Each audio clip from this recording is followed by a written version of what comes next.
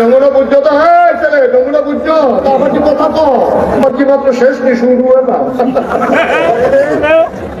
আমি তো মঞ্চ তারা বইয়ার কথাটা চাকরে বেড়ে নামাই দিনা বুঝ করে বইয়ার নিজাম ভাই দুজন সিনালে ভালো হতো কথা কই জানি শুনতেন পারেন সব না। এবার ভালো ভালো পয়সা ডরে, এবারের মাথা মাথা যে ডরে পুরো বোঝা গেছে। এর আগে এবারে এই আমার একবারও মাথা বা পয়সা মনে করছে যদি নামাই দেয় তাইলে না 3-4 বছর আগে কই না চান্দিনা যে অর্জন করতে আসি একজনের হিসাব আমার লগে দিয়া বইয়া রয়েছে। আমার লগে সে আরো হিসাবে আমার কানে কানে কয় মাইকটা যখন আছে যেটা মনে করি যে যখন ওই কোন কথাটা খারাপ কইলাম সারাটা বাংলাদেশের গ্রাম কয়লা জানেননি আমি কই না ওই যে এই গ্রামটি আছে সবদি গ্রাম একজন করে পুলিশ করে না। মনে করেন বাঞ্ছারামপুর যে উপজেলা, এটা বাঞ্ছারামপুর না, বাঞ্ছারামপুর উপজেলায় এখন একটা থানা আছে। মনে করেন থানার ভিতরে 50 জন পুলিশ আছে, গ্রাম আছে মনে করেন 100। তো পুলিশ দরকার থেকে গ্রামে দেওয়া যেত না, অর্ধেকটা এই গ্রাম অর্ধেকটা এই গ্রাম, এমনি দর দেওয়া যেত না। আস্থা পুলিশ জীবনে এক রাইতে সব গ্রামও দেওয়া যাইত না। হুজুর যে কইলেন নামাজ সরকারে কায়েম করতো, কেমনে কায়েম করব? পুলিশ কি গিয়া ঘরে ঘরে ছাইয়া থাকবো নি? আমি এমপি সাহেব আপনি বুঝছেন না, পুলিশ লগে লগে আদর লাগবো না। ওয়াই ব্রিজের মোট সারা ওয়াইট কোনার ভিতরে জমার দিনে পুলিশের গাড়িটা কেড়েই থাকবো। যেই মাত্র দেখবো 5-6 জনে বই আড্ডা মারতে আছে, দুইটারে ফিস মোড়া বান দিয়ে হ্যান্ডকাপ লাগাই দেব। বাহি তারা যাইতে জিগাইব কি তারে তোরার এমনি বাঁধতে গেড়ে নামাজ পড়ছি না দেখিয়া। এই কথাটা জাগাত 3টা উপজেলার যাইব লগে লগে। ওয়াই ব্রিজ তো 3 কোনা দিয়ে 3 জায়গা ধরে গেছে। রামচন্দ্রপুর বাজার দোকান মোহন মন্দির সকলে নামাজে ধরিয়েছে আইতে আছে রে। ওয়াই ব্রিজ দিয়ে বান্ধা বান্ধা আইতে আছে রে। তাড়াতাড়ি নামাজ পড়ে আলা। আরেক ভাড়ায় দেখছে মোটর সাইকেল, তারা 2-3 জনে বাঁধছে। এবার মোবাইল বের করে ফোন দিছে পুতেরে, হ্যাঁ তার বাড়ি হলো সলফা। জিজ্ঞাসা পুত্রে তুই খুব, আমি তো মোট সারাত না, তাড়াতাড়ি মসজিদ উঠু,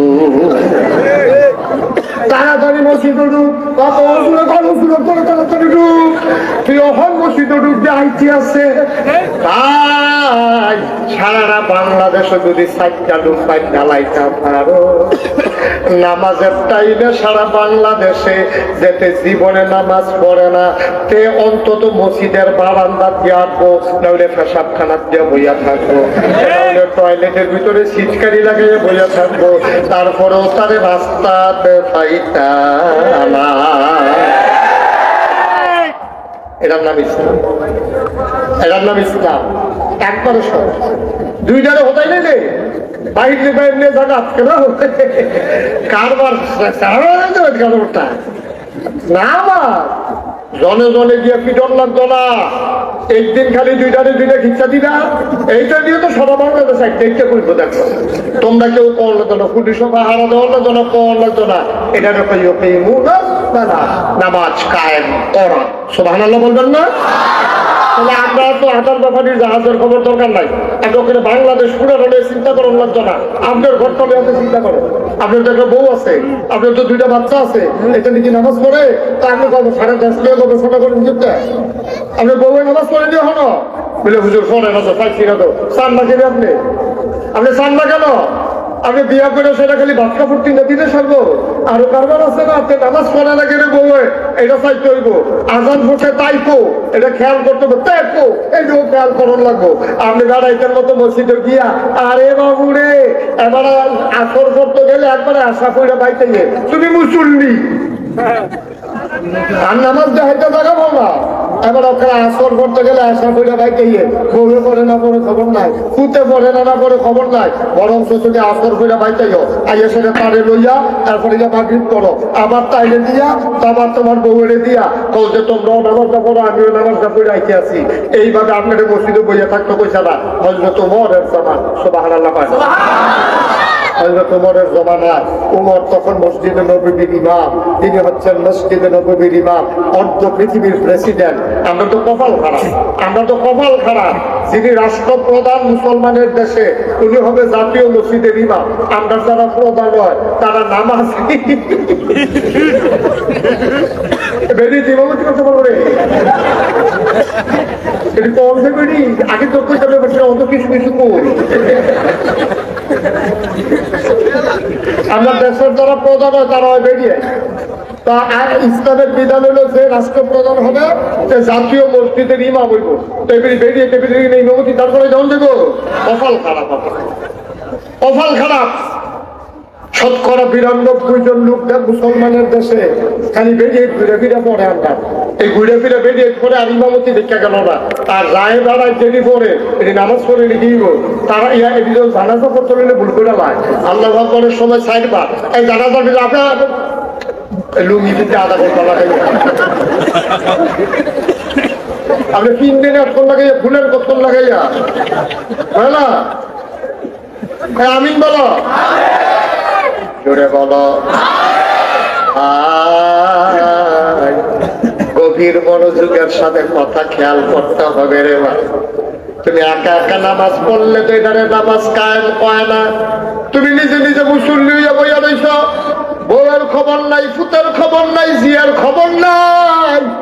এটা তোমার কি আর নামাজ আব্বা? তুমি পড়বা, তোমার বউরে পড়াইবা, তোমার ফুতেরে পড়াইবা, তোমার জিয়েরে পড়াইবা। ঘরটারে তুমি ইসলামী রাষ্ট্র বানাইলাও। সত্যি ঘর যদি ইসলামী রাষ্ট্র হয়ে যায় তাইলে আমরা সত্যি বাড়ি ইসলামী বাড়ি হইয়া যাইব। সত্যি বাড়ি যদি ইসলামী বাড়ি হয়ে যায় আমার উচ্চর লোভনীয় গ্রাম ইসলামী গ্রাম হয়ে যাবে, ঠিক কিনা? আজান দিলে রুকার পাওয়া যায় না। মাইশাইয়া কই ধরে কি কারবার, এটা কি করা?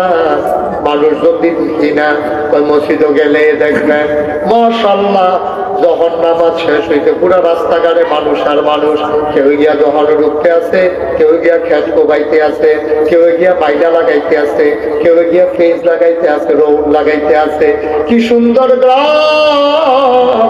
নামাজের সময় নামাজ, কামের সময় কাম, খেলার সময় বাচ্চারা খেলতে আছে, কি আনন্দ ফুর্তি চলতে আছে।